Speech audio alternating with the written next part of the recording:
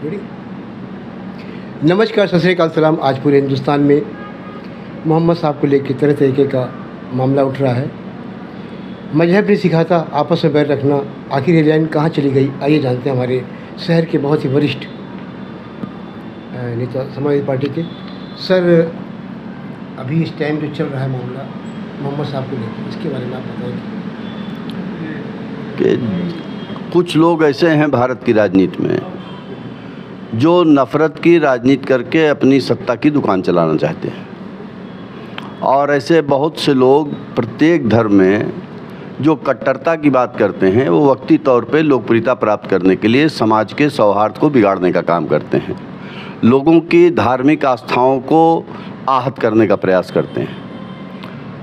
उत्तर प्रदेश में जो सरकार बैठी है, उस सरकार का दायित्व बनता है कि ऐसी व्यवस्था करे कि कोई भी व्यक्ति किसी की धार्मिक भावना को आहत न कर सके। स्वामी यति नरसिंहानंद जी, वो कौन से संत हैं मैं नहीं जानता, लेकिन संत की भाषा हमेशा विनम्रता की होती है, प्रेम की होती है, समाज को जोड़ने वाली होती है और सबको सामंजस्य करके साथ लेने को ही सनातन धर्म की विशेषता माना जाता है।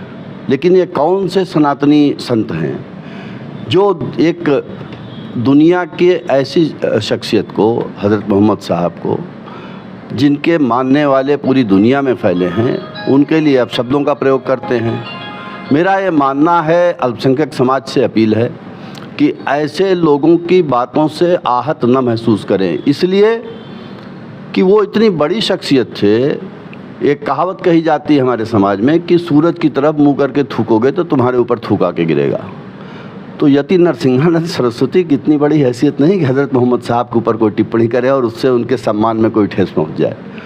वो ऐसा करके खुद अपनी राजनीति की दुकान चलाना चाहते हैं, वक्ती लोकप्रियता और सस्ती लोकप्रियता प्राप्त करना चाहते हैं।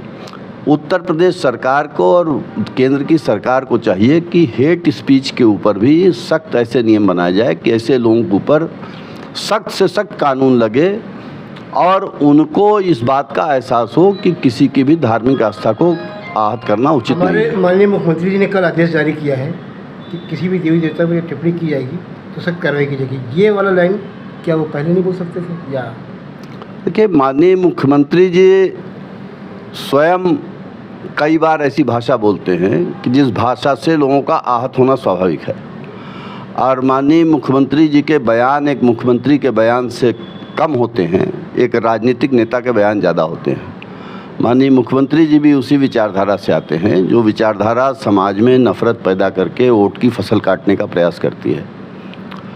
माननीय मुख्यमंत्री जी अगर धार्मिक आस्था के आहत होने के प्रति इतने सख्त हैं तो राजधर्म ये कहता है, जिस रामराज्य की बात कहते हैं उस रामराज्य का सिद्धांत ये कहता है कि राजधर्म ये है कि उसमें रहने वाले किसी भी व्यक्ति को के साथ कोई भी गलत न कर सके। तो जो धार्मिक भावनाओं का सम्मान हिंदुओं के लिए होना चाहिए, वही धार्मिक भावनाओं का सम्मान अल्पसंख्यक समाज के लिए भी होना चाहिए, प्रत्येक समाज के लिए होना चाहिए, चाहे उस समाज के 5 व्यक्ति भी क्यों ना हो पूरे प्रदेश भर में। सर, एक लाइन ये बराबर सुनते चले आ रहे बचपन से, मजहब ने सिखाता आपस में बैर रखना, ये लाइन आखिर कहाँ गायब हो चुकी है अब तक? देखिए, लाइन कहीं गायब नहीं हुई है। ये जो लोग ऐसी भाषा बोलते हैं, दरअसल ये धर्म और मजहब का अर्थ ही नहीं समझते। धर्म, मैंने कहा ना कि धर्म तो एक ऐसी चीज़ है कि जो कभी आपको अहंकार नहीं सिखाती, आपको हिंसा नहीं सिखाती, आपको सामंजस्य सिखाती है, आपको विनम्रता सिखाती है, आपको सबके प्रति प्रेम सिखाती है। और जो लोग धर्म के नाम पे नफ़रत की बात कर रहे हैं, तो मैं स्पष्ट कहना चाहता हूँ वो ना तो धार्मिक है, बल्कि धार्मिक चोले की आड़ में राजनीति का व्यापार कर रहे हैं। मैं सलीम इदरीसी अरबाब के साथ में इस वक्त में